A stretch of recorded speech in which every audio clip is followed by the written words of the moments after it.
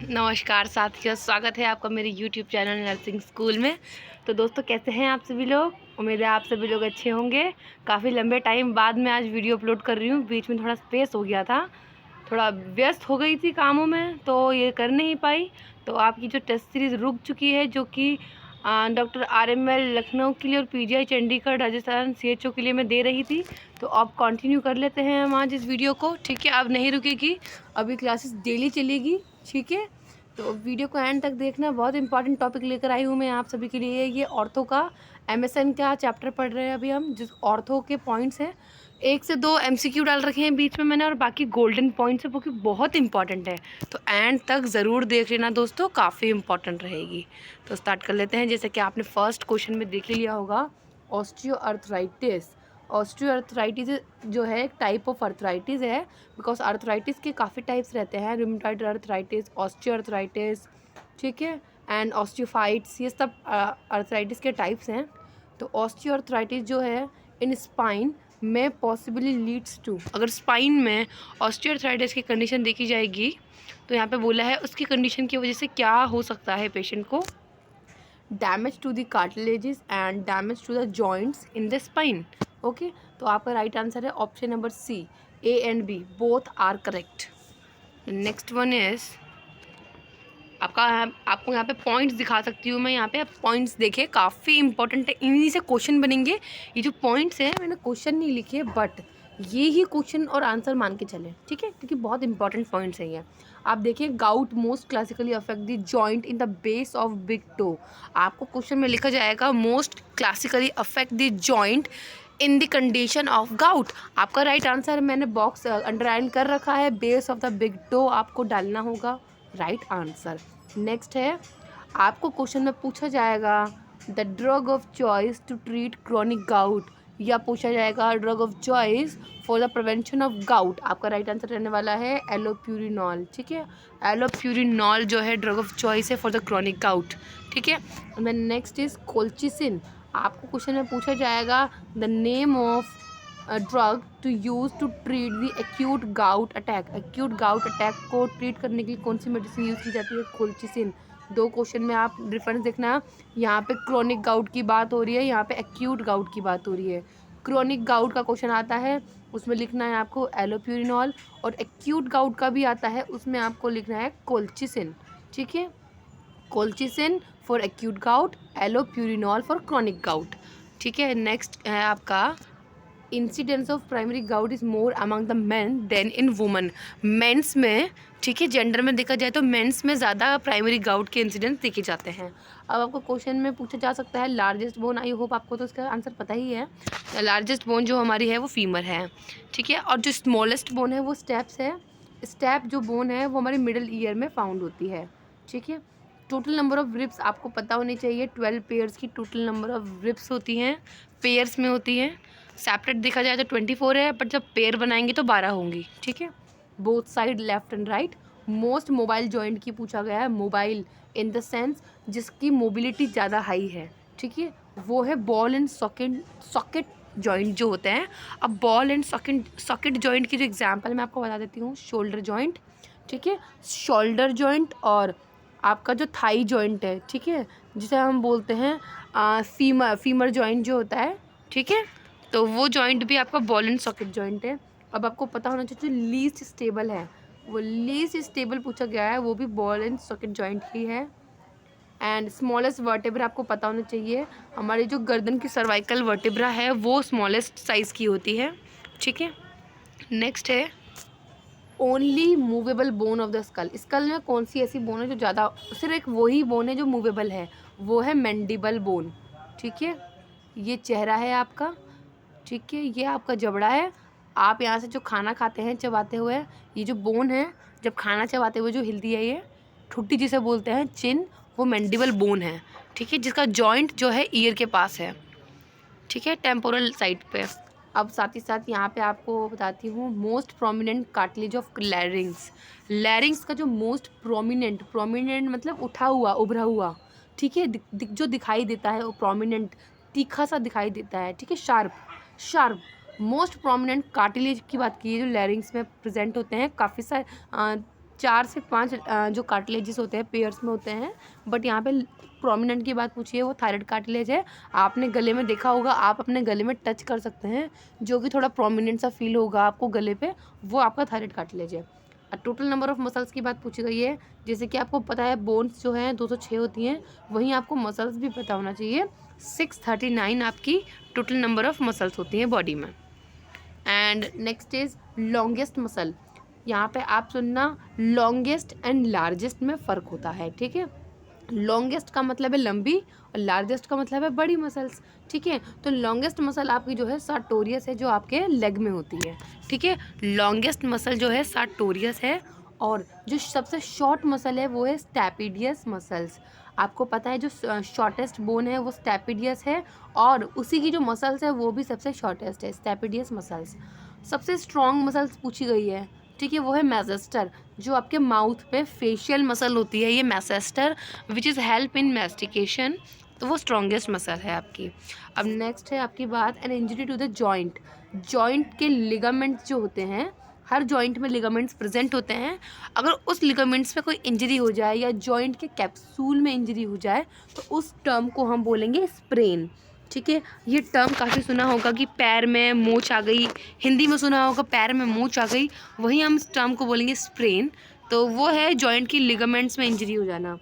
Largest synovial joint पूछा गया है, जो कि एक नी जॉइंट है। Largest synovial joint in a human body is knee joint.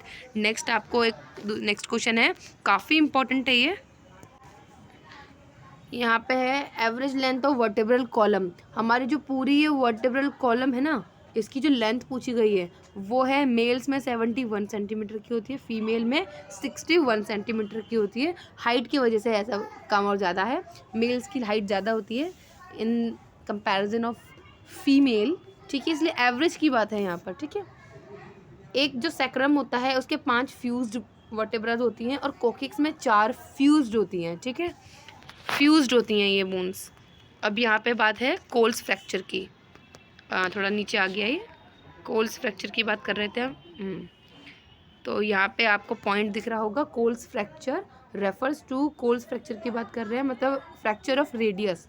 Radius जो आपके हाथ में रेडियल नर्व जो आप पैल्पेट करते हैं पल्स को असेस करने के टाइम पे, वहीं पे रेडियस आपकी बोन होती है, उसमें फ्रैक्चर की वजह से उस फ्रैक्चर को बोलते हैं कोल्स फ्रैक्चर।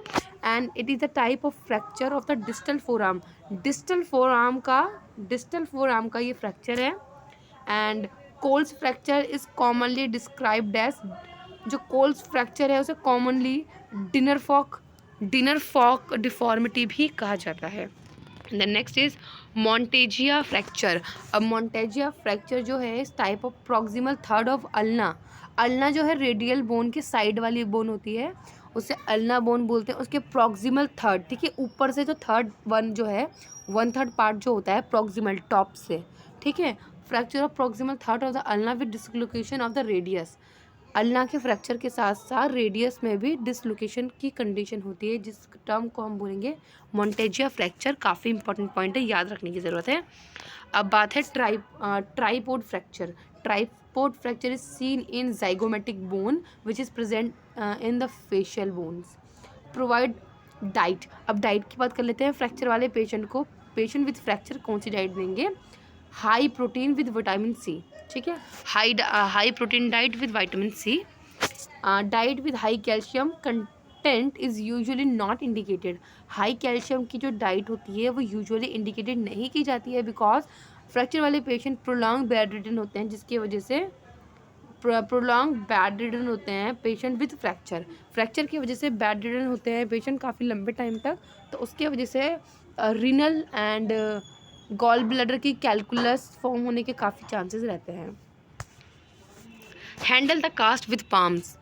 जो कास्ट आपका जो प्लास्टर कास्ट होता है पेशेंट का, उसको हैंडल करना होता है हमें पाम से, हथेली से, नॉट विथ फिंगर से नहीं, बिकॉज उससे क्या होगा, कास्ट अभी थोड़ा वेट है, वो ड्राई नहीं होता है, जिसकी वजह से उसमें प्रेशर एरिया जो है क्रिएट हो जाएंगे, ठीक है, कास्ट में, और इससे प्रेशर क्रिएट हो जाएगा अंदर कास्ट में। Cast should not be cover until it's dry. जब तक वो ड्राई नहीं होता उसके ऊपर कुछ भी कवर नहीं करना होता है, ठीक है। Use the fan to circulate the air, cast को ड्राई करने के लिए फैन को यूज़ कर सकते हैं ताकि एयर सर्कुलेट हो। Elevate the cast limb on the pillow but not amputated limb as it create the contracture. यहाँ पे बोला है जिसमें कास्ट लगा होता है उस लिम्ब को आप पिलो से थोड़ा एलिवेट कर सकते हैं बट नॉट एम्पुटेटेड। जो एम्पुटेशन कर देते हैं लिम्स में उसको नहीं करना होता है, बिकॉज एम्पुटेशन वाले लिम्ब को पिलो लगाने की वजह से कॉन्ट्रैक्चर क्रिएट हो जाते हैं। कॉन्ट्रैक्चर मतलब खिंचाव टाइप का स्किन में, जो कि इरिवर्सिबल खिंचाव होता है। Prevent the cast from any kind of damage until it's dry, जब तक वो ड्राई नहीं होता है तो कास्ट को डैमेज होने से बचाना होता है काफ़ी ज़्यादा। अगर डैमेज हो गया तो बोन्स में थोड़ी गड़बड़ी हो जाएगी। Never let the wet cast to rest on the flat surface because it cause pressure within the cast. जो वेट कास्ट होता है उसको फ्लैट सरफेस पे नहीं रखना है, वरना वो पीछे से फ्लैट हो जाएगा और प्रेशर क्रिएट हो जाएगा कास्ट के अंदर में। ठीक है। The next is check and compare the pulse on both side of body and it should be equal. आपको क्या करना है, कास्ट वाले पैर में दोनों ही पैरों से मान लेते हैं वो पैर नहीं हो सकते तो हाथ होंगे दोनों हाथों में, अगर या एक हाथ में कास्ट लगा है पैर में लगा है तो आपको क्या करना है, बोथ साइड के पार्ट से पल्स लेनी है और उन दोनों को इक्वल होना चाहिए। Perform the blanching test, capillary refilling करनी चाहिए, ज़रूरी है, उससे चल जाएगा पता कि सर्कुलेशन एडिक्वेट है या नहीं। Educate the patient to notify the health care provider if any sign of infection is present, increase temperature या foul smell from the cast, तो आपको हेल्थ केयर प्रोवाइडर को इन्फॉर्म करना है। तो सेकंड क्वेश्चन आपको सामने आ रहा है, which of the following age group is most commonly affected by Piaget's disease. अब पेजेट्स डिजीज़ की बात यहाँ पे हो रही है और यहाँ पे एज ग्रुप की बात की गई है कि मोस्ट कॉमनली पूछा गया है पेजेट डिजीज़ से मोस्ट कॉमनली कौन सा एज ग्रुप अफेक्टेड होता है। Childrens under age 12, adolescent, adult under 30 and adult over 45। आपका राइट आंसर रहने वाला है option number A, children under age of 12, वो पेजेट डिजीज से ज़्यादा अफेक्टेड होते हैं मोस्ट कॉमनली। नेक्स्ट क्वेश्चन आपका है, N abnormal increase in thoracic curvature of vertebral column. ठीक है, आपको मैं यहाँ पे एक इसका डायग्राम बना के दिखा देती हूँ। ये जो एरिया है इसे बोलते हैं थोरेसिक कर्वेचर। ठीक है, अब रेड कलर से दिखाऊंगी मैं आपको। अगर इसका कर्वेचर ज़्यादा ही एग्जैगरेटेड हो गया, इतना निकल गया है बाहर पीछे की तरफ, आप देख सकते हैं एबनॉर्मल तरीके से थोरेसिक कर्वेचर जो है एग्जैगरेट हो गया है, इंक्रीज़ हो गया है, तो इस कंडीशन को हम, जो रेड वाला एरिया है जो आपको शो करा है वो निकला है, मतलब ज़्यादा इंक्रीज़ हो गया है, और येलो वाला जो ये है ये नॉर्मल है, ये नॉर्मल है। ठीक है, तो spondylosis, lordosis, kyphosis and Paget disease. आपका राइट आंसर रहने वाला है ऑप्शन नंबर सी, काइफोसिस की कंडीशन रहती है। काफ़ी लोग इसको कूबड़ भी बोलते हैं, कूबड़ निकल जाना, हिंदी में आपको समझा रही हूँ, kyphosis. Next is amputation that includes all level of thigh amputation from knee to hip. ठीक है, एम्पुटेशन की बात की गई है जिसमें कि इंक्लूड करते हैं ऑल लेवल का थाई एम्पुटेशन, जिसमें हिप से लेकर नी तक के जॉइंट्स हैं रिमूव कर देते हैं, उसको हम क्या बोलेंगे। आपके पास 4 ऑप्शन है, आपका राइट आंसर है ट्रांसफीमोरल एम्पुटेशंस। तो नेक्स्ट आगे बढ़ जाते हैं हम। तो यहाँ पे कंप्लीट हो चुकी है दोस्तों। ठीक है, 5 क्वेश्चन डाल दिए थे एमसीक्यू के और बाकी के इंपॉर्टेंट गोल्डन पॉइंट्स थे आपके लिए, जो कि बहुत इंपॉर्टेंट है आपके एग्जाम्स के पर्सपेक्टिव से। ठीक है, तो आई होप आपको काफ़ी ज़्यादा ये कॉन्सेप्ट क्लियर हुआ होगा। नहीं हुआ होगा तो आप मुझसे डाउट क्लियर कर सकते हैं कमेंट बॉक्स में दोस्तों, और ऐसी नेक्स्ट वीडियो आपको नेक्स्ट डे ज़रूर मिलेगी दोस्तों। तो तब तक के लिए good bye and take care.